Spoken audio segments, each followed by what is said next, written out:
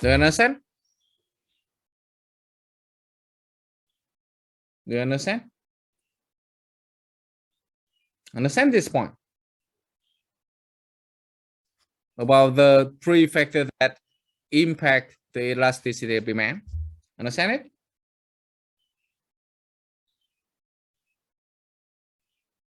All right. So once again, I say that there are three factors that affect the price elasticity of demand. The first one is the availability of the substitute. The more substitute available, the more elastic demand. Yeah? Secondly, we talk about the time horizon. If more time available, we have more time available, yeah, then demand is going to be more elastic, okay? Because in the long run, it would be easier for us to change the behavior, right? And third point is about the percentage share for the good in the consumer's budget. All right. The smaller the share, the less elastic demand. All right. All right. Okay. So let me once again give you the explanation in Vietnamese to better memorize the key point. Tức là ở đây chúng ta đề cập tới các yếu tố ảnh hưởng tới cái hệ số co giãn của cầu theo giá. Đó. Bản chất thì thầy nhắc lại với các em là hệ số co giãn của cầu theo giá thì nó cho chúng ta biết về cái mức độ phản ứng, cái responsiveness đó, của người tiêu dùng đó, khi mà giá hàng hóa thay đổi. Đó. Ảnh hưởng tới hệ số co giãn của cầu theo giá như chúng ta liệt kê ở đây thì có 3 cái nhóm yếu tố cơ bản.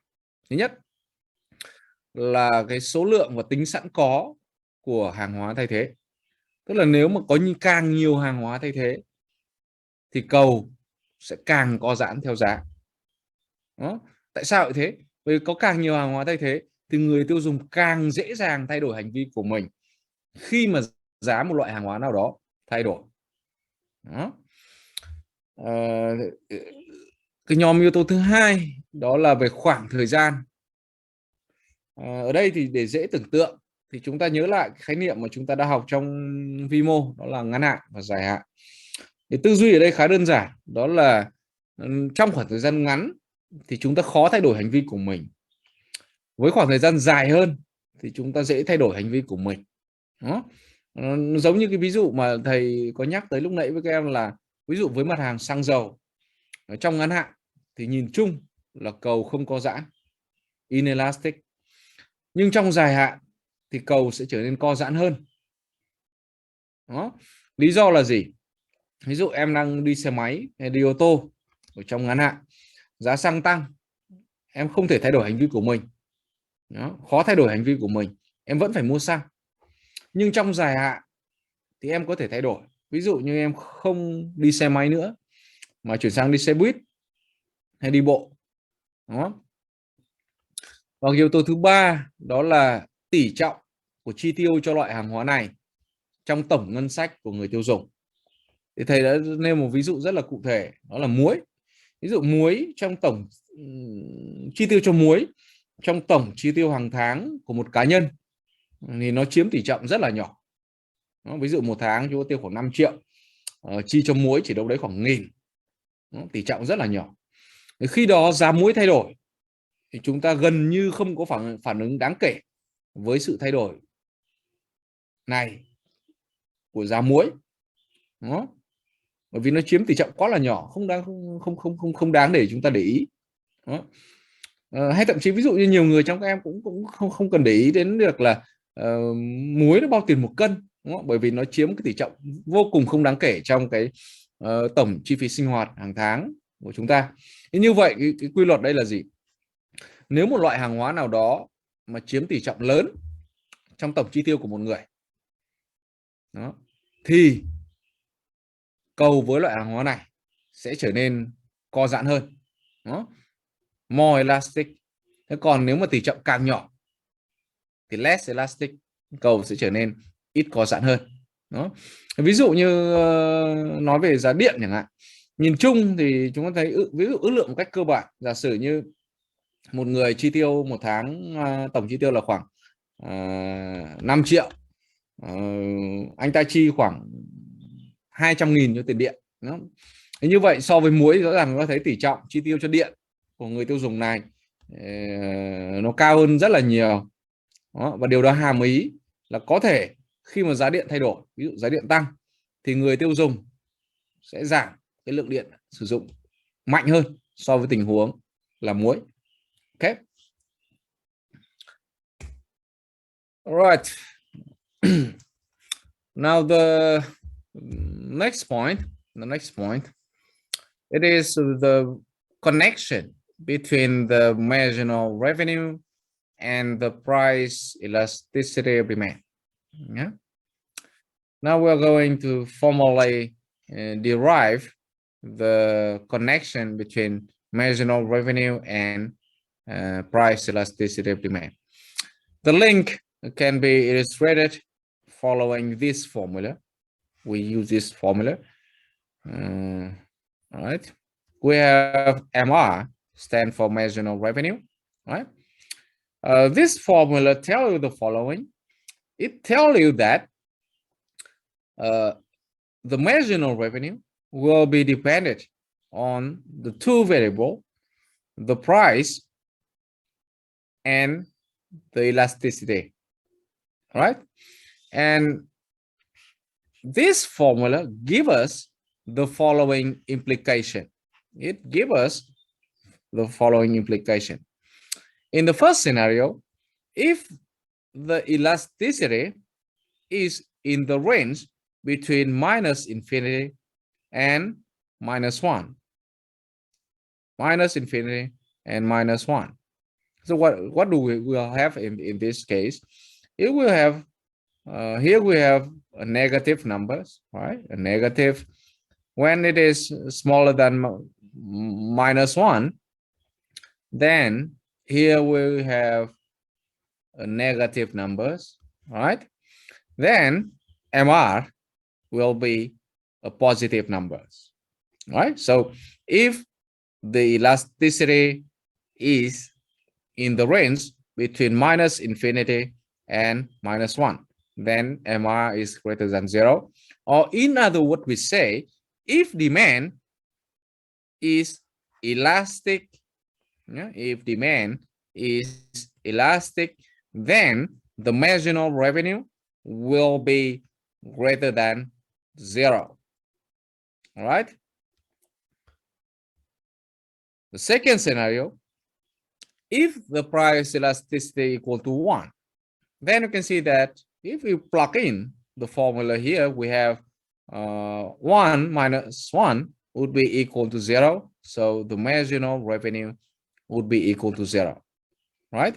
Well, keep in mind that on Wednesday, we have point out the fact that if demand is unitary elastic, right? Elastic, it means that E equal minus 1, then the total revenue is maximized. Or in other words, when demand is unitary elastic, we have the marginal revenue equal to 0. Now, in the last scenario, if we have the price elasticity of demand in the range between minus 1 and 0, minus 1 and 0, if we plug in this formula, what do we have? Here we have it is negative, but in the numerator we have it is going to be a positive number, right? So MR is going to be negative, right? So we say that when demand is inelastic, then the marginal revenue is going to be negative, right? Now let's take a look at the at the graph for deeper explanation. Suppose here I have a linear demand curve. You can see that we have a linear demand curve. right? Pay attention on the fact that we have linear demand curve, and keep in mind that when the price change, we have the price elasticity of demand will change. Yeah, last time we have discussed about this point. Now let's take a look at the graph. Here I have the marginal revenue curve. Here I have the marginal revenue curve, right? And you can observe the following. You can observe the following. At the portion when demand is elastic, and this portion, right? When demand is elastic, we have the marginal revenue, MR. This part is greater than 0. MR is greater than 0. Right? And what does it mean? Once again, it means that if you decrease the price, what would happen when to the marginal revenue? The marginal revenue is positive, then it means that it will increase the revenue, right? If you decrease the price, you can increase your revenue, right? At this point, it is a point when demand, when price elasticity of demand is exactly equal to -1. Yeah, or we say demand is unitary elastic. You can see that corresponding to this point, the marginal revenue is at this point, MR exactly equal to 0. Exactly equal to 0. All right. Now, in the range when demand is inelastic, we can see that the marginal revenue, from this portion, right, is going to be negative. It is smaller than 0. So what does it mean? It means that if you decrease the price, your revenue will decrease. Okay, so if you want to increase the revenue, you should increase the price. Okay, so it is, we have discussed about the connection, the connection between marginal revenue and price elasticity of demand. Okay.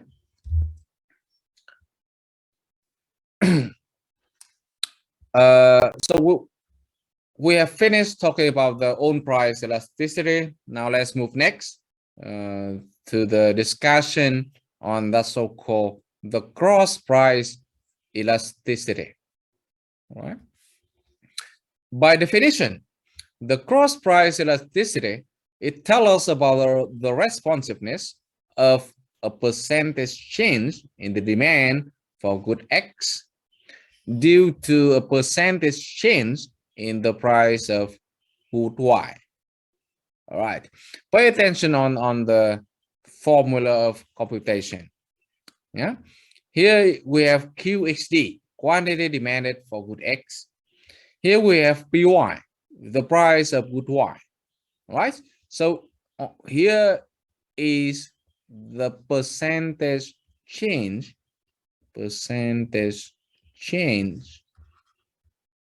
right, in quantity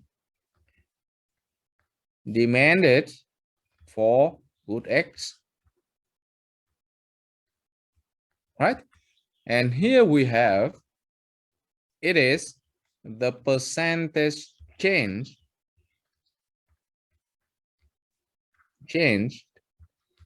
in the price of good Y. All right. Pay attention on the notation, because if I have the following notation, E QXD PX, yeah, X, not Y, right? It will be the own price elasticity, right?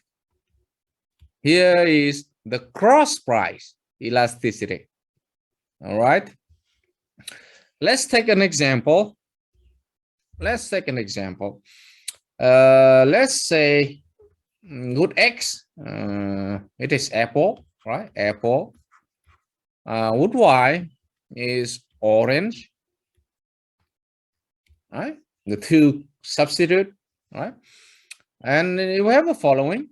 The price for orange increased by 10%, all right?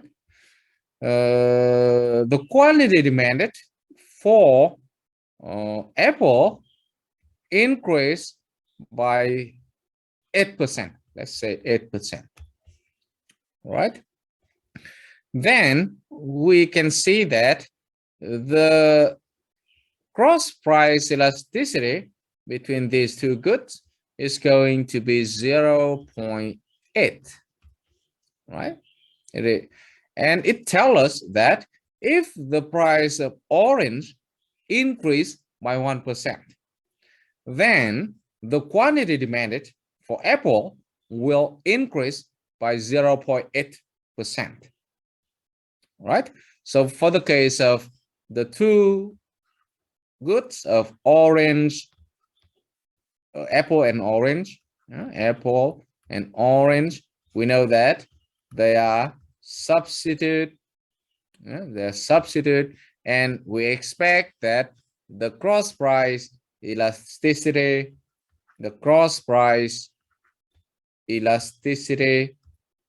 to be positive. It is going to be a positive number. All right.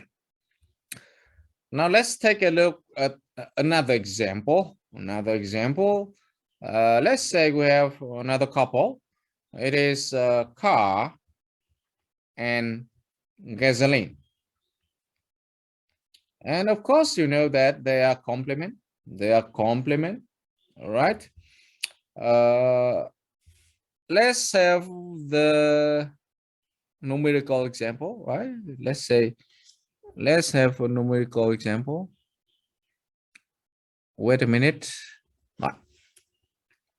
Let's say that the price for gasoline increased by 5%.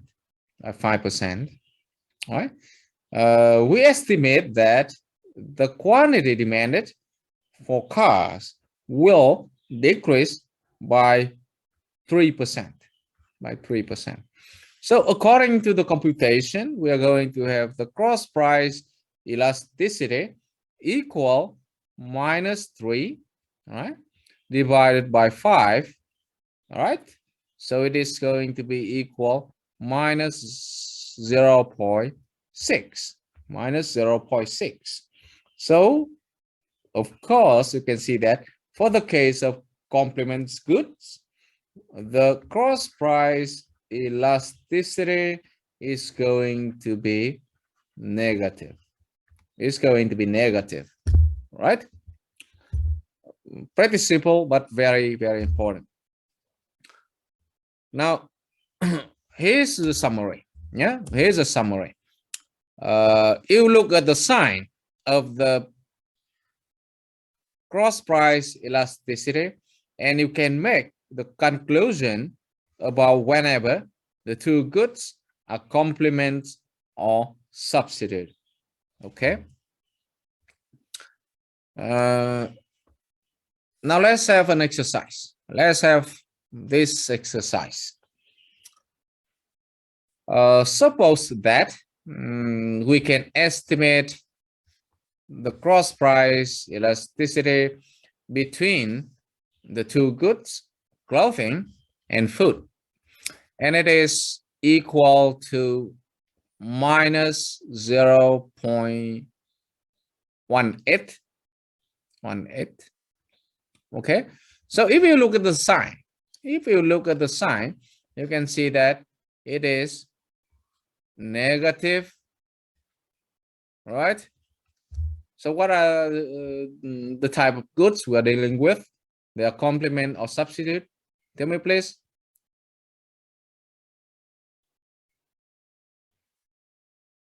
Yeah, they are complement. That's correct. Now, if the price of food is expected to increase by 10%, yeah, they ask you how much will the demand for clothing change? Pretty simple, right? You can see that based on the number of minus 0.18, you can see that if the price of food increased by 1%, right? Increased by 1%, then the quantity demanded for clothing, will decrease by 0.18%. Right? Now, if the price of food increased by 10%, of course, we can expect that the quantity demanded for clothing will decrease by 1.8%.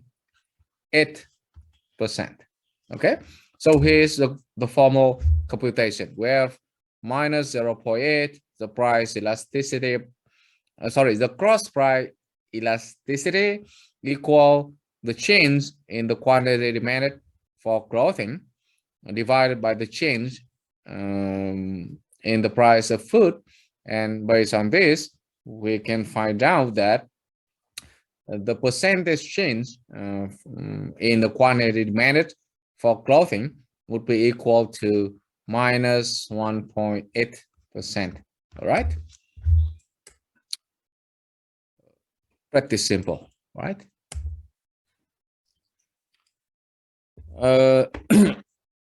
Now let's further look at the following situation. It is another implication of cross price elasticity. You know that in reality, in the real world, the firms often sell multiple products. Yeah, it has a multiple product. Imagine that you are running a restaurant, for example. You are running a restaurant, and on the menu, in the menu, you have a lot of various products. You, for example, you have hamburgers, you have chicken, something like this, right? And what is the key point? If you change the price of one product, then it will have impact on the demand of other products that you are selling. Right? Let's take an example. You're running a cafe. In your cafe, you are selling coffee, you are selling tea, yeah. And of course, if you change the price of coffee, yeah, it will affect the demand for tea, yeah. And you might sell cookies, so on, right? To formalize these problems, we assume that we are having the following. We assume that we have a firm, looking at a firm, and this firm is selling two goods only. Yeah. In practice, you can see that they can sell more than two goods, right? If they are selling two goods, let's denote it X and Y. All right? Then we are going to have the following formula. Delta R is the overall change in the revenue, right?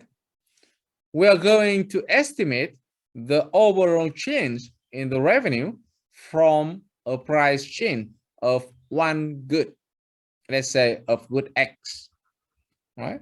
So here is the percentage change in the price of good X, right?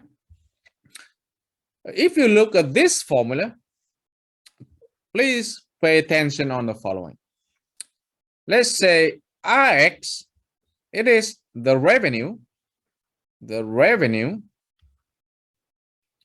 from selling good X, right? EQXDPX, it is the own price elasticity of good X, right? RY, it is the revenue from good Y, on selling good Y, right? And here it is the cross price elasticity. Now pay attention on the fact that here we have QYD, not QXD, but QYD, right? And PX, and it will tell us how much the quantity, yeah, it tells us how much the quantity demanded for wood Y change due to the impact of a change in the price of good X. All right. So if you look at this formula, you can see that, sorry, this part of the equation tell you about the change in the revenue from selling good X. Yeah, here's the change in revenue from selling good X. All right. Here's the change. Here's the change in revenue from selling oat Y due to the impact of changing the price of good X. Okay, so keep in mind that the implication of this formula is pretty simple. When you, as a manager, want to change a price of one good and you are selling multiple products, you should pay attention on the fact that your price decision will affect the demand for other products that offered by your firm. Okay, understand this point? Do you understand? Have any question? Em hiểu điểm này không nhỉ? Tức là cái ý tưởng ở đây là gì? Trên thực tiễn thì một doanh nghiệp có thể bán nhiều loại hàng hóa. Đó, ví dụ như em làm nhà hàng chẳng hạn, thì em có thể thấy là em bán rất nhiều loại hàng hóa. Trong cái menu của em thì có những loại hàng hóa có tính chất bổ sung, cũng có những loại hàng hóa có tính chất thay thế. Đấy là điều phải chúng ta cần để ý. Thì như vậy chúng ta có thể thấy rằng là khi chúng ta ra quyết định thay đổi giá của một loại hàng hóa nào đó, thì nó sẽ ảnh hưởng tới cầu đối với các loại hàng hóa còn lại. Đó. Và đây là chi tiết mà chúng ta cần phải lưu ý. Đó. Nó giống như nói đơn giản như Apple, người ta đang bán, người ta ra một cái price range cho cái sản phẩm của họ là iPhone chẳng hạn. Đó. Nếu mà họ thay đổi giá của iPhone 13 thì nó sẽ có tác động tới cầu của iPhone 13 mini, có tác động tới cầu của iPhone 13 Pro, có tác động tới cầu của iPhone 13 Pro Max, đúng không? Đấy chính là cái ý tưởng cơ bản của khái niệm cross price elasticity mà áp dụng cho các doanh nghiệp sản xuất nhiều loại hàng hóa, multiple product. Ok, em hiểu chưa nhỉ?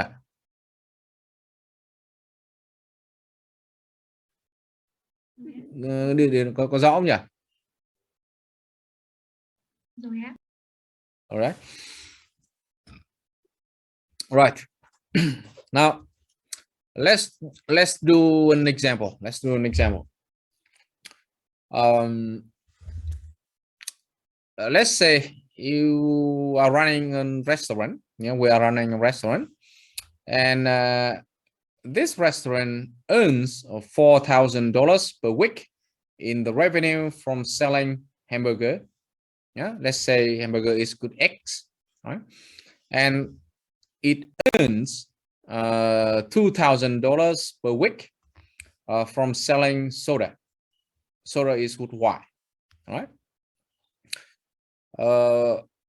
If we know that the own price elasticity for hamburgers is minus 1.5, it is negative. It following the law of demand, and the cross price elasticity of demand between sodas and hamburgers is minus 4,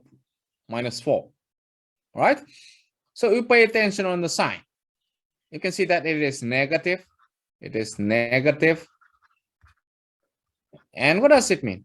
It means that we have sodas and hamburgers are complements, right? We are dealing with the case of complements. Right? And the numbers of 4 minus 4 tell us that if the price of hamburger, good X, increase by 1%, right? Then the quantity demanded of soda will decrease by 4%. All right. Now they ask you a question. You ask a question. What would happen? What would happen to the firm's total revenue if they reduce the price of hamburgers by 1%?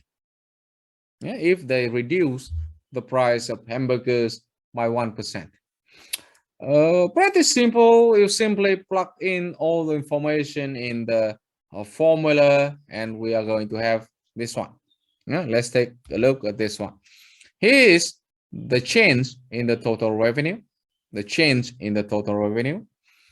and here is the initial earning from selling hamburgers, which is 4,000, right? Times 1 plus the own price elasticity, which is equal to minus 1.5, right?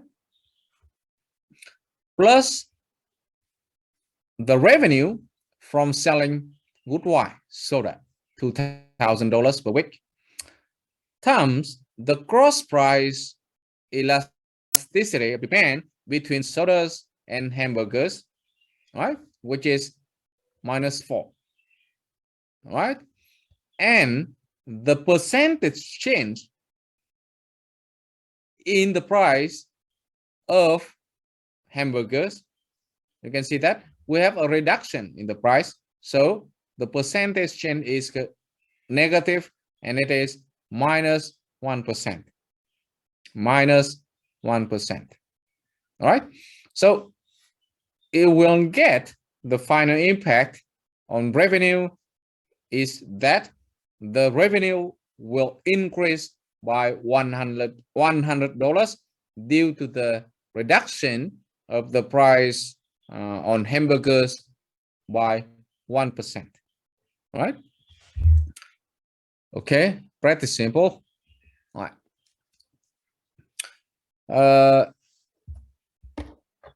Now the next type of elasticity we are going to look at is called income elasticity. And pretty simple. Once again, here's a definition. It is a responsiveness of a percentage change in demand for good X, right? This one, due to a percentage change in the income. This one, all right? And once again, let me give you the example.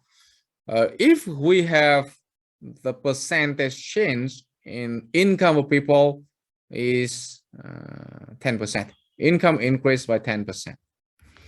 And let's say the quantity demanded for good X increased by 12%. Then we have the income elasticity is going to be equal 12 divided by 10, and it is 1.2. Right? You can see that it is a positive. It is positive, and we make the conclusion that we are having a normal good. Right? X is a normal good. Otherwise, in the second scenario, suppose the income increased by 10%, but the quantity demanded decrease, not increase, but decrease by 5%. What would happen? We get that the income elasticity is going to be equal -5 divided by +10, so it is -0.5. Right? It is a negative, and we say that X is going to be an inferior good. All right. So pretty simple. Keep in mind that the income elasticity will give it a hint to answer the question of whenever a good is a normal or inferior. Yeah. Okay. So pay attention on the fact that the sign tells us about a good is a normal good or inferior good. Now let me ask you a question. What do you think if you look at a good like rice? Rice is a normal or inferior good? What do you think?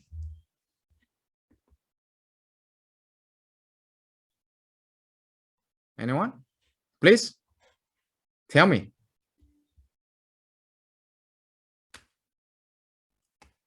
What do you think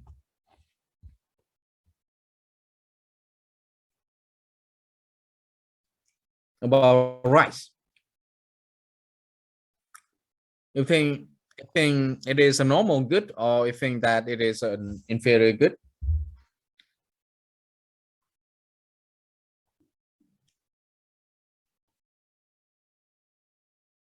You think that it is normal good? So we believe that when your income increase, your consumption of rice will increase.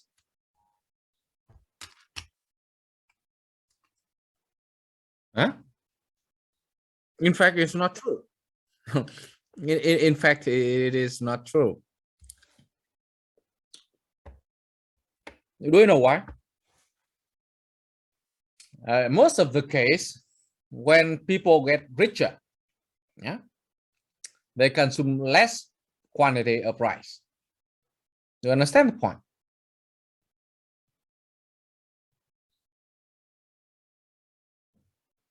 Understand it?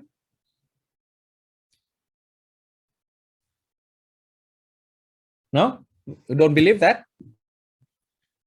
You don't believe that rice is an inferior good? All right. Let me show you the news. The news. All right. Let me find it. Wait a minute. Wait a minute. Let me find it, and I'm going to show you the news. All right. Okay. So here it is. Here it is.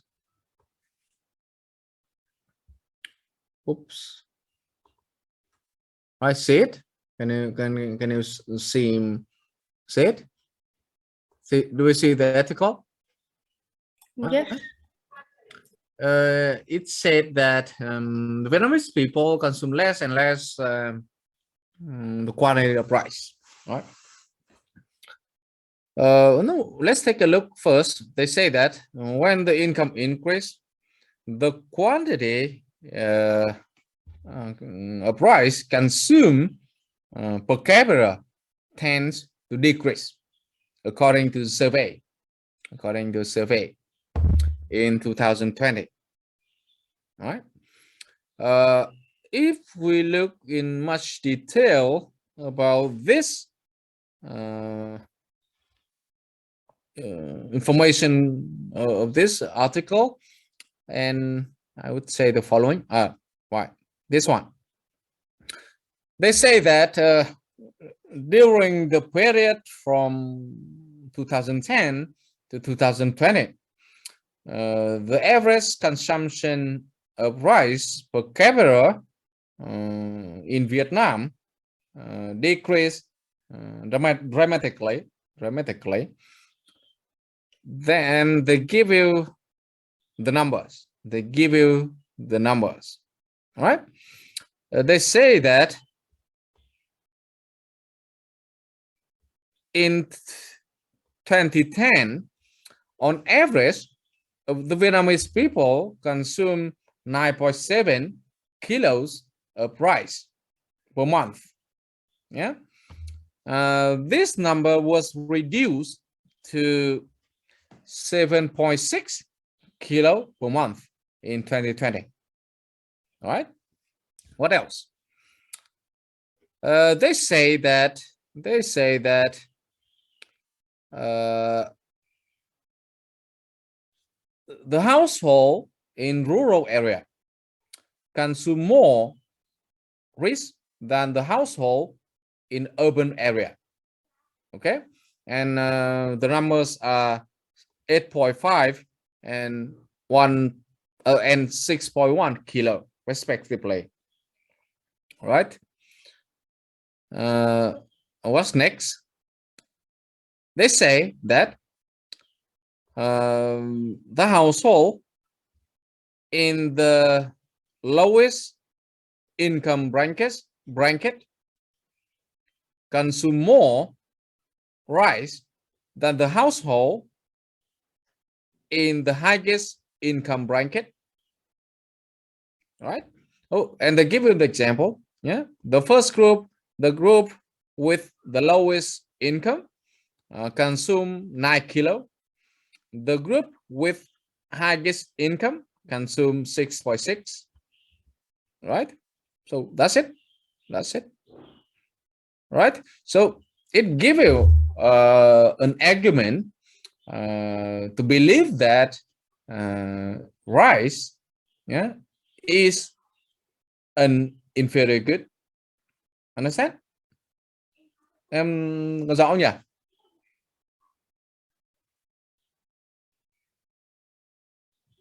Ok. Rõ không em nhỉ? All right. So what is the implication? You can see that you can make the following implication. If you are running, so suppose you are a manager. You are a manager, right, of a firm that sell rice. Yeah, of a firm that sell rice. And you read the news.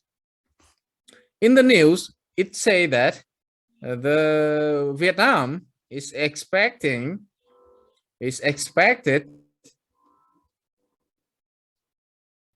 to achieve high economic growth. Right? High economic growth. And what does it mean? It means that we expect that the income of Vietnamese people, yeah, will increase. So what is the implication for the job firms? You can see that when the income of Vietnamese people is expected to increase, and then the demand for your good will decrease, right? implication is following. You should find new market. It is one of the implication. For example, if you should find new market for export, for example, yeah, you should find new market to export. Okay. Secondly, you should find some way to improve the quality of rice offered by your firm. Understand? Hiểu không nhỉ?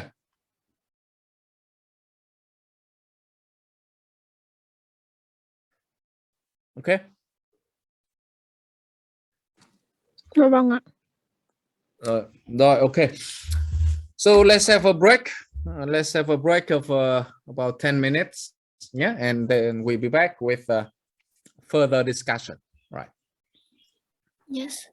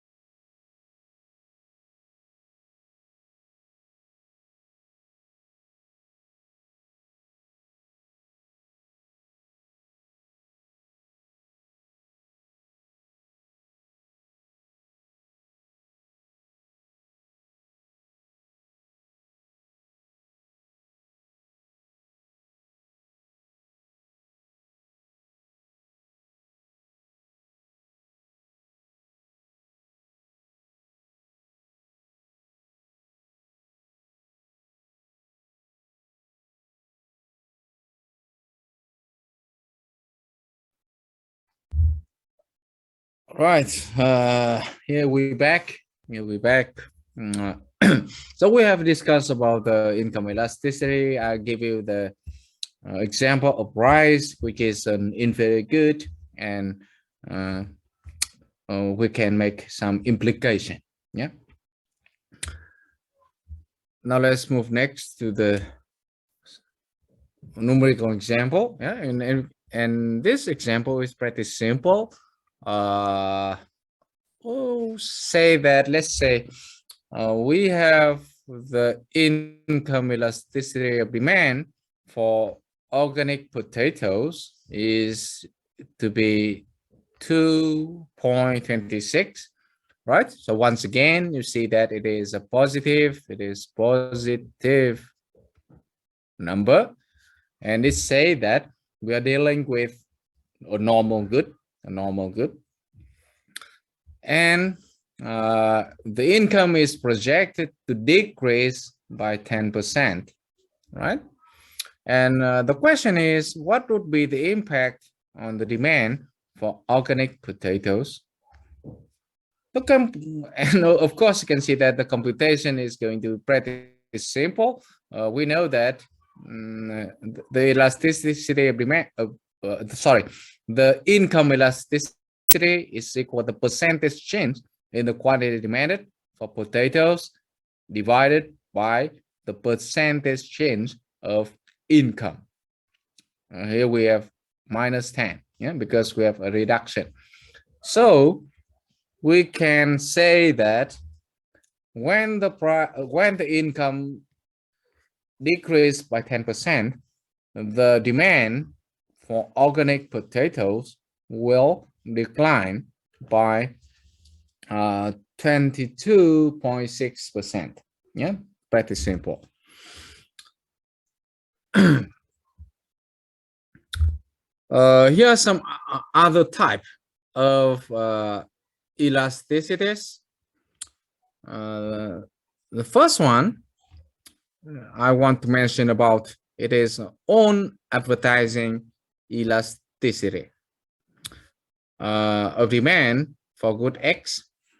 It is defined as the ratio of the percentage change in the consumption or in the quantity demanded of good X to the percentage change in the advertising spending on good X.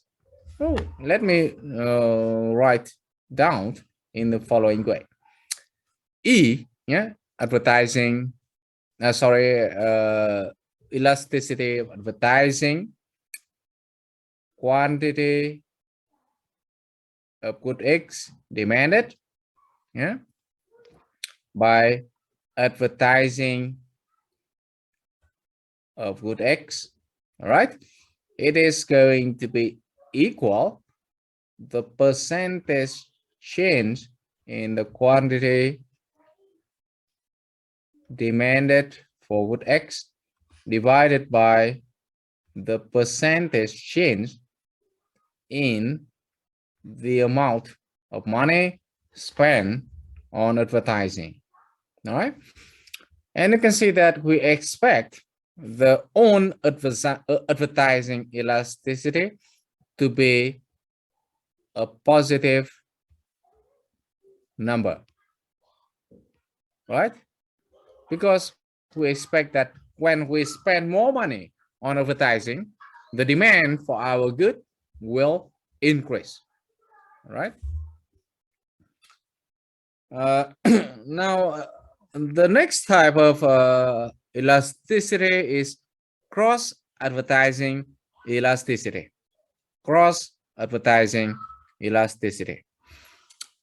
Suppose we have two goods, X and Y, right?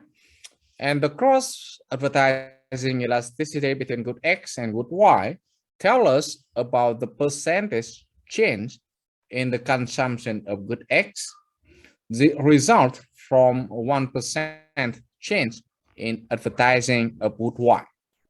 Oh, let me write down the formula for computation. Yeah, we have E is elasticity, QXD, yeah, AY, right? It is going to be equal the percentage change in the quantity demanded for good X divided by the amount of advertising toward wood Y. All right, so we can see that if X and Y are the two competing goods, let's say X is iPhone, right? X is iPhone and Y is Samsung, right? Then what kind of the sign? Tell me, please. What is the sign of the cross advertising elasticity we are going to expect? Positive or negative one? Tell me, please.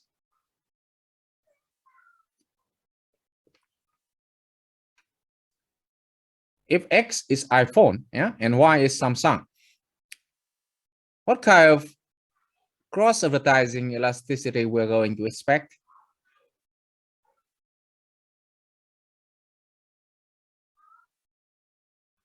Anyone?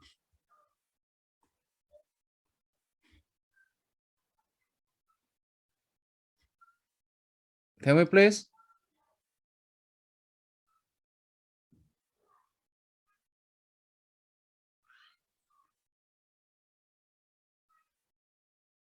Yeah, that's correct. It is negative. We expect that in this case, it is going to be negative, and it means that it's Samsung. They spend more money for advertising, then the demand for iPhone should decrease. Yeah, let's say the following. Let's assume that we have the cross advertising equal to -2, and then what does it mean? It means that if Samsung spend more on advertising by 1%, yeah, they increase the spending on advertising by 1%, then the quantity demanded for iPhone will decrease by 2%. Yeah, quantity demanded for iPhone will decrease by 2%. Okay. Right. Now we're going to apply the idea of elasticities in combination with the demand function. In combination with the demand function. We have learned about the so-called the linear demand function. It looked like this. It looked like this. All right. QHD, quantity demanded for good X. PX, the price of good X. PY, the price of good Y. M, income, and H, other factors. All right. If we have this kind of linear demand function, then we are going to have the following formula. First one, the own price elasticity is going to be computed as follows. It is going to be equal to the slope or the coefficient before px, yeah, alpha x, times the price of good X divided by the quantity of good X. All right. Here is the cross price elasticity. All right. Alpha y times price of good Y divided by the quantity of good X. All right. And here is the income elasticity. Alpha M, here it is, right? Times M divided by quantity demanded for good X. All right. Now let's apply this formula with a numerical example. Suppose that we can estimate the demand for invigorated shoes as follow. Yeah, as follow. QHD equal 100 minus 3px. So we can see that we have a negative number and it follows the law of demand, right? Plus 4 py. You can see that here we have a positive numbers and y is a related good, right? So you can see that x and y are the two substitute. They are substitute. All right. Now next, you look at the coefficient before m, which is equal minus 0.01. It is negative, right? So you can see that we are dealing with inferior good. X is going to be an inferior good, right? Now let's take a look at the sign before PAX, which is stand for the advertising amount of money for good X. You can see that it is positive as we expect, right? We expect that if we spend more money then for advertising, then the demand for the good will increase. Okay. Now further, we have additional information. They say that good X to be sold at the price of 25, good Y to be sold at the price of 35, and this company utilized 50 units of advertising, yeah, and the consumer's income on average is $20,000. Based on this information, we have to calculate the own price, gross price, and income elasticity of demand.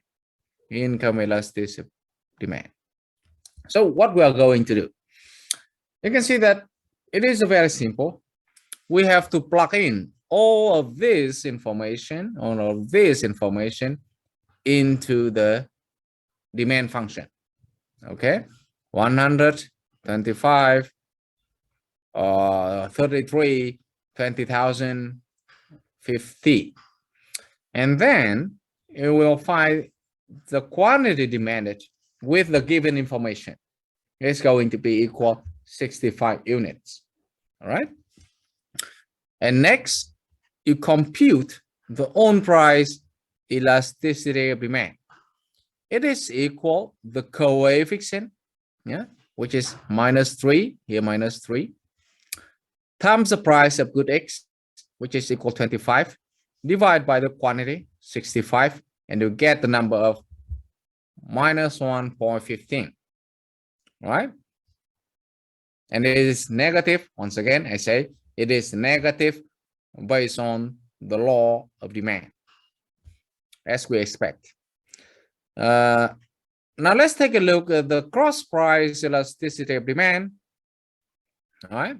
Once again, you take the coefficient of 4 before PY times the price of good Y, which is equal to 35, divided by the quantity of 65, you get the number of 2.15. And it is a positive. Once again, I say it, and it tells us about the fact that X and Y are the two substitute, right? They're substitute. Now, lastly, the third point about the income elasticity of demand. You take the coefficient, yeah, before M, right, times the average income, which is equal to 20,000, divided by 65, and you get the number of -3.08, and it means that X is an inferior good. Okay, any question about the computation? Do you have any question? Understand?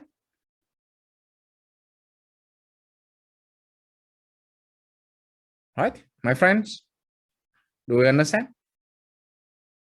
Did you get it? Right? Okay, that's good.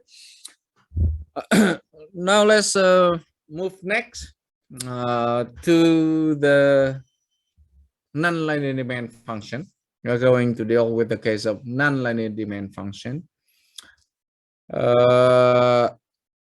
And one of a very simple but useful, I say that it is simple but useful demand function is the log linear demand function. It look like this one. It look like this one. You take the log, right? You take the logarithm, and you will get this one. If we have this log linear specification of the demand function, it would be very easy for us to get the elasticity, right? Beta x would be the own price elasticity. Beta y would be the cross price elasticity, and beta m would be the income elasticity. Yeah, once again, beta x, the own price elasticity of demand, beta y, the cross price elasticity, and beta m, it is the income elasticity.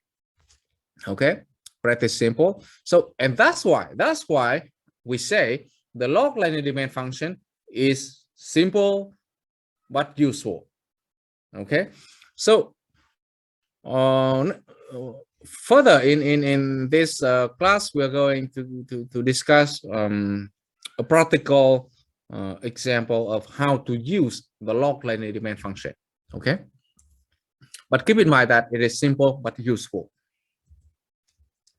Here is an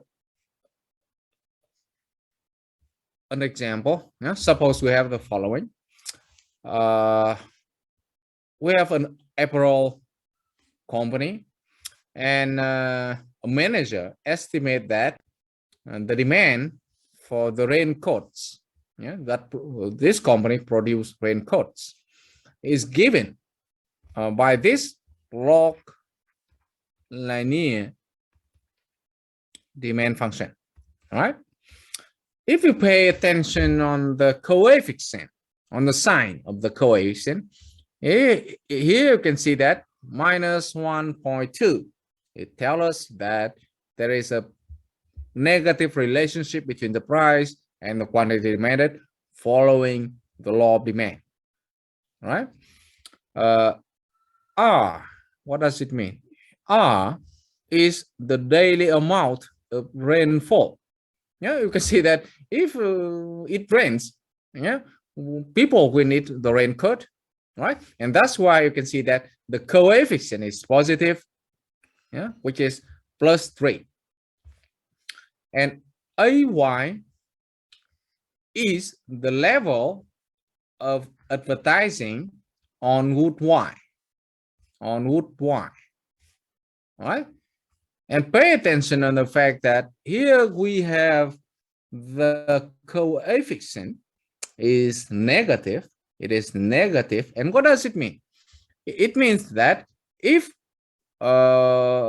advertising on route Y increase, then the demand for raincoats will decrease.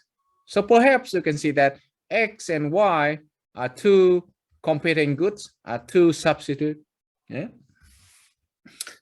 The question they want to ask you in this example is follow. They ask you, what would be the impact on the demand of raincoats when we have a 10% increase in the daily amount of rainfall, right? So pretty simple. If we have a log linear function, then the coefficient will be the elasticity. So we have, here is the elasticity of demand of root X, due to the impact of the change in rainfall. it is equal 3. So it tells us that if the rainfall increase by 10%, it will lead to 30% increase in the demand for raincoats. Yeah, so pretty simple, all right.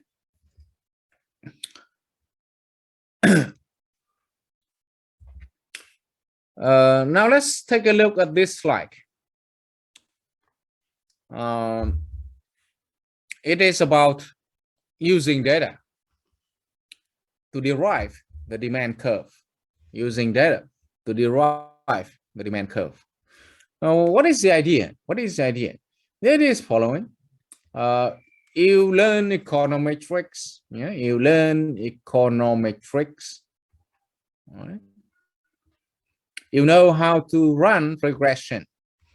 Then you collect information about quantity sold, about the price.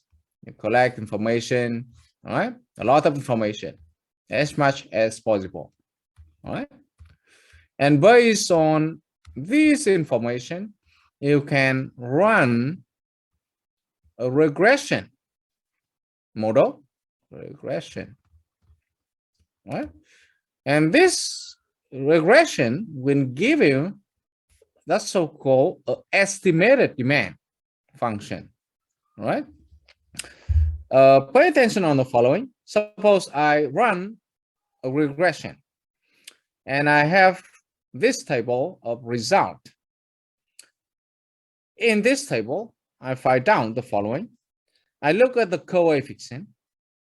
Yeah, the coefficient of the price is minus 2.6, minus 2.6. So it is a negative number, right? And it follows the law of demand. It follows the law of demand, all right? Then I look at the t statistics, and as a rule of thumb, if the t statistic in absolute value is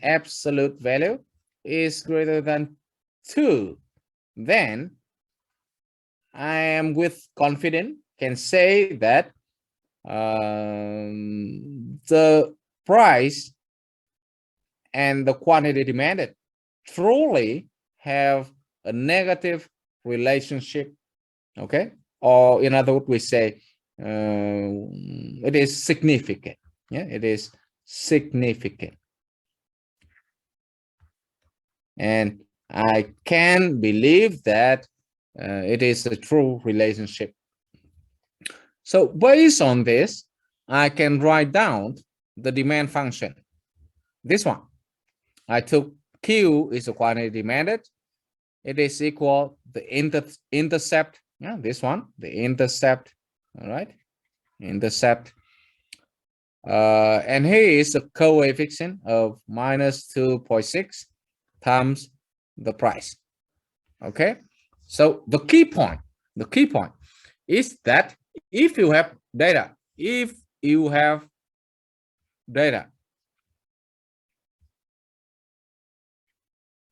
about quantity of sale, about the price, you can estimate demand function. Yeah, and using this demand function, you are going to be able to make better decision. You are going to be able to make better, the so-called data-driven, yeah, data-driven decision. Yeah, it is a point. Okay. Now we are going to take a look at the following exercise. We have the following exercise. They ask you to do the following. Use the regression technique to estimate a log linear demand function, using a data given. All right, I'm going to do it. Let me open the Excel file. I'm going to open the Excel file. Here it is. All right. Let me share my screen. Let me share my screen. All right. Oops. Okay. Can you see it? Do you see it clearly? All right. So if you open the file, it contains the following information. It contains the information about the quantity of ticket sold, yeah, and the price, the quantity and the price. All right. They ask you to do the log linear demand function. All right. But first, I would like to do the normal linear demand function. Let me do it. First, we can do the regression technique. In Excel, you go to the data tab, you click on the data analysis, you choose the regression tools, right? Regression, click OK, right? In the input range, you select. Here I'm going to select the input range. Input range here is the number of tickets sold. Yeah, it is our dependent variable. All right. Now the independent variable we have is the price. All right. I select it. And I click on label. Yeah, pay attention that on that I click on label because I want to let the machine to know that we have the first row is the name of the variable. Yeah, number of tickets sold and the ticket price. All right, and I'm going to click on OK. Okay. All right. So it gave me a new sheet. And let me make it bigger. All right, I'm going to make it bigger. You will see the following. All right, so here is the result of the regression model. Right? Regression model. I would like to pay attention on the coefficient. Here they are. And of course, I want to pay attention on the coefficient of the ticket price. Yeah, because we want to know about the effect of the price on the quantity. It is minus 0.49 and so on. So it is negative. Yeah, and we expected it because by law of demand. All right. Now I take a look at the T statistic. All right. I look at the T statistic, and you can see that it is minus 7.49. So I'm confident that this relationship is true. Yeah, this relationship is true. So based on this regression output, I can write down the demand function. It looks like this. Q is the quantity demanded for ticket. All right. It is going to be equal the intercept. Here I have 35.59. Yeah, see it? Minus the coefficient before the price.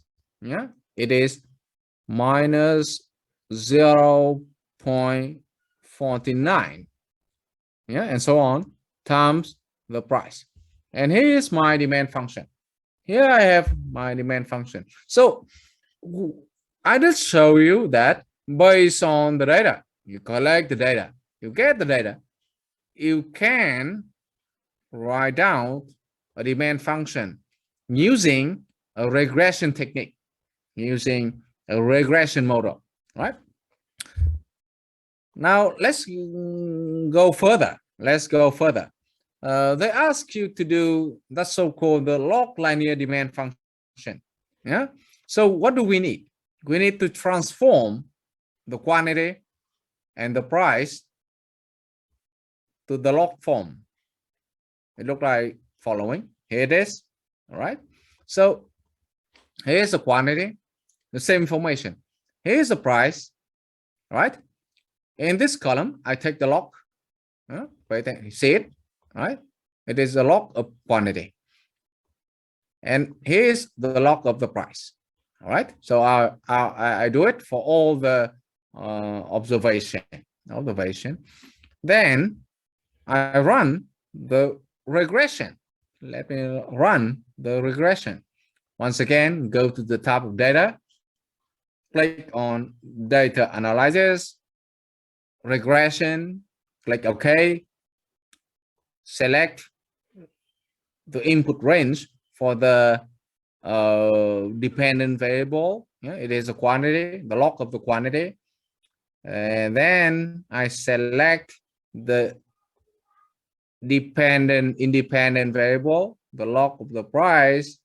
I let the machine know that the first row contains name of the variable, right? Label. Click OK.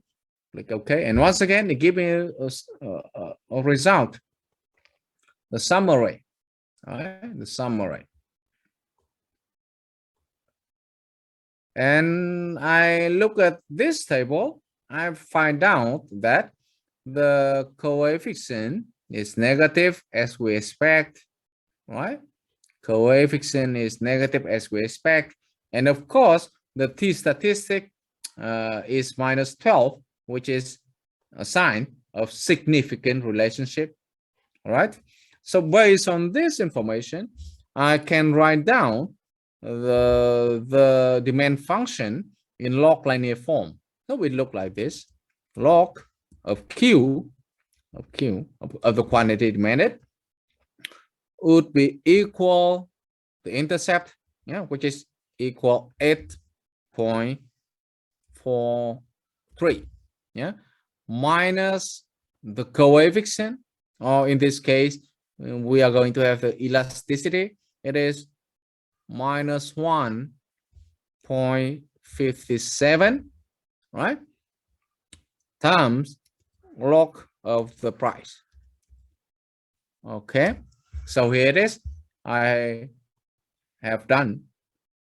All right, understand?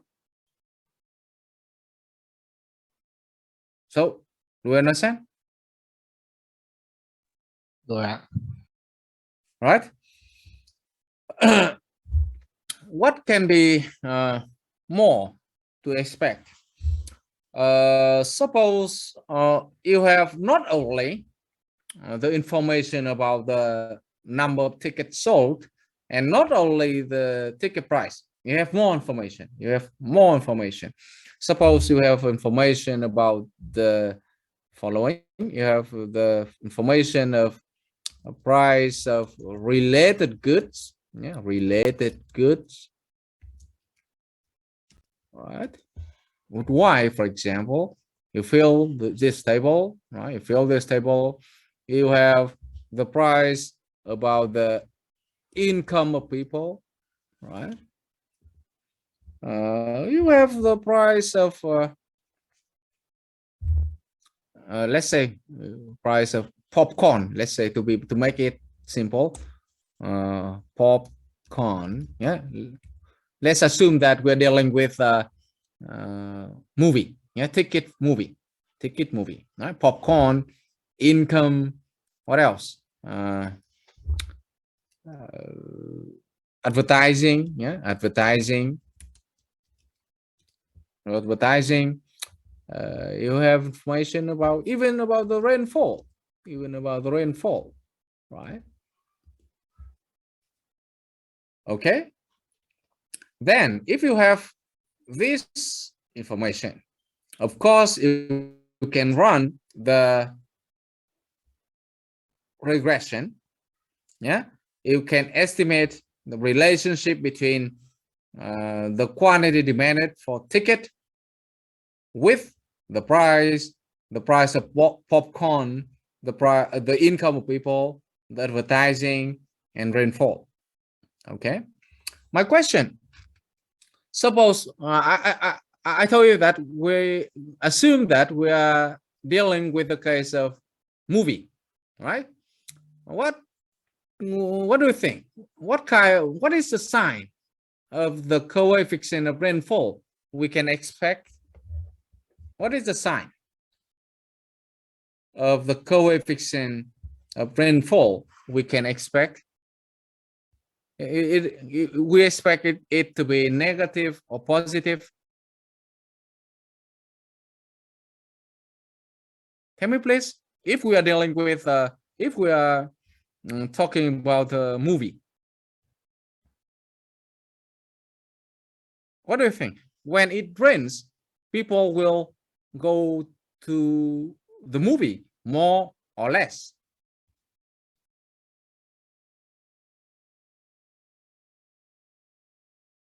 Anyone? What do you think?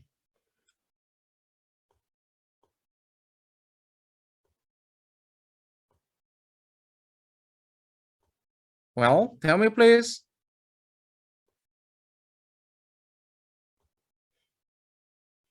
Do you understand the question?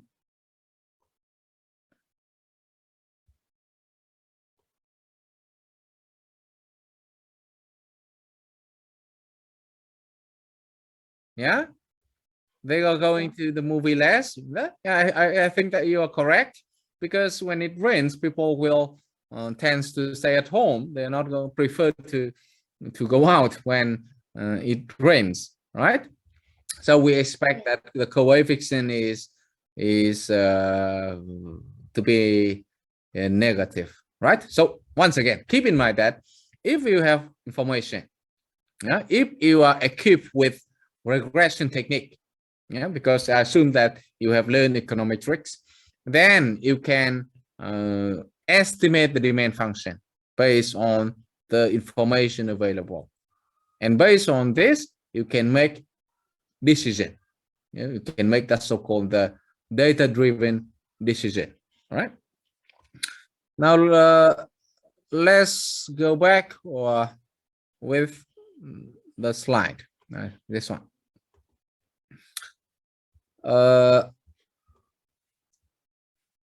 Suppose you have a look at the following table. This table. You can see the following. Suppose that a company estimate the demand function for their good. It is the television, and they use the so-called the multiple regression. And you can see that it contains three factors that affect the quantity demanded: the price, advertising, and distance. All right. If you look at the sign of the coefficient, negative, that's okay. We expect that it is to be negative. Advertising, positive, we expect it. All right. Distance, perhaps it is correct. If the nearer the distance, the more people are willing to consume. All right. But if you look at the T statistics, you can observe the following.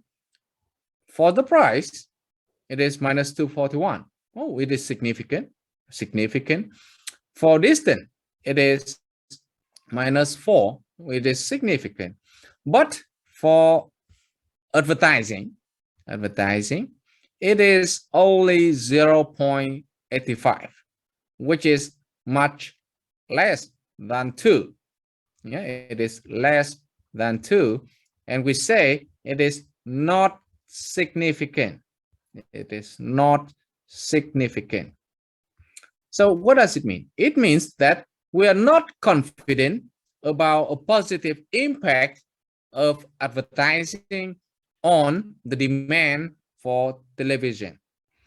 So what would be the implication if you are a manager? Implication. If you are a manager, you might think as following. You might want to revise. The efficiency, the efficiency of your advertising campaign, right? Perhaps you will spend money, but it does not bring the real benefit. You are not confident about the fact that by spending more on advertising, you can increase the demand for your good. Okay, understand? Do you understand the implication that I have recently mentioned about? Okay, có hiểu không nhỉ? Em có hiểu không nhỉ? Nhắc lại nhé. Ví dụ như ở đây cái key point mà chúng ta cần lưu ý là gì? Ví dụ với các hệ số đây, đúng không? Thì dấu của nó thì chúng ta thấy là nó giống như là lý thuyết xác định. Tuy nhiên nếu mà nhìn vào thống kê T statistic, nó thấy là với advertising, tức là với quảng cáo, thì nó chỉ có giá trị là 0,85, nhỏ hơn 2. Như vậy chúng ta không có cái căn cứ để mà cho rằng là nó có ý nghĩa thống kê. Và hàm ý của điều này là gì? Là nếu mà chúng ta với tư cách là người quản lý của doanh nghiệp này thì chúng ta cần phải xem lại hiệu quả của chi tiêu cho quảng cáo. Ok, bởi vì dựa trên những cái số liệu mà chúng ta thu thập được thì nó không cung cấp bằng chứng về tác động tích cực của quảng cáo tới nhu cầu của sản phẩm, đối với sản phẩm. Em hiểu không nhỉ? Ok. Rồi, các em học đến cái phần hồi quy đa biến chưa nhỉ? Multiple Regression ấy, trong môn kinh tế lượng ấy.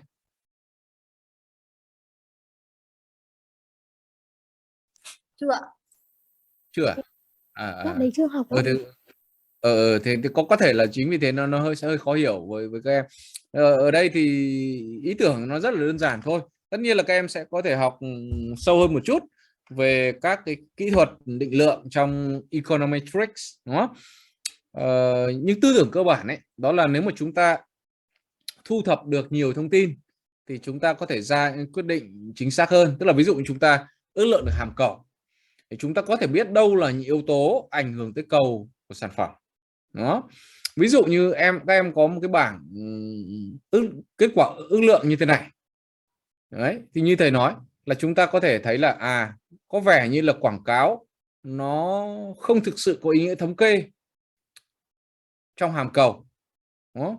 Và nó đưa ra cho chúng ta một gợi ý về việc là vậy thì có lẽ cần phải xem xét cái tác động, xem xét cái tính hiệu quả trong cái chi tiêu cho quảng cáo mà doanh nghiệp đang thực hiện. Đó. Để các em hiểu rằng là ví dụ như nó đơn giản như thế này, các em có thể thấy là người ta quảng cáo rất là nhiều trên TV. Quảng cáo trên TV tốn rất nhiều tiền, nhưng mà đo lường hiệu quả quảng cáo thì là không dễ. Đó.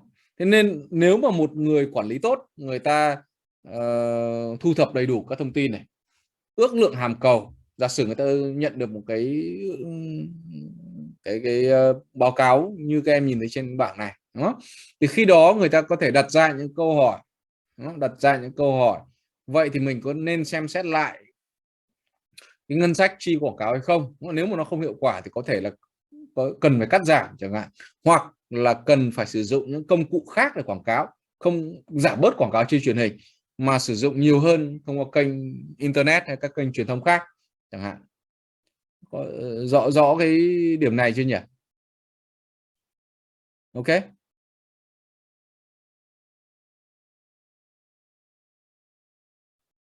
Right. Đó rồi gì? Rồi, thế thôi. Chúng ta kết thúc cái bài hôm nay ở đây. Thì các em lưu ý làm cái problem set cho chương thứ 3, đúng không? Và hẹn gặp lại các em vào tuần sau. Tuần sau thì thầy cũng chưa rõ là chúng ta sẽ online hay offline, cái này thì nó phụ thuộc vào thông báo từ phía viện, nên nếu có gì thay đổi thì thầy sẽ thông báo lại với các em nhé. Thế thôi, thế còn chúc các em cuối tuần vui vẻ và hãy cẩn thận chăm sóc mình một cách tốt nhất. Ok. Đây là thầy ạ. Thầy chào các em. Chào các em.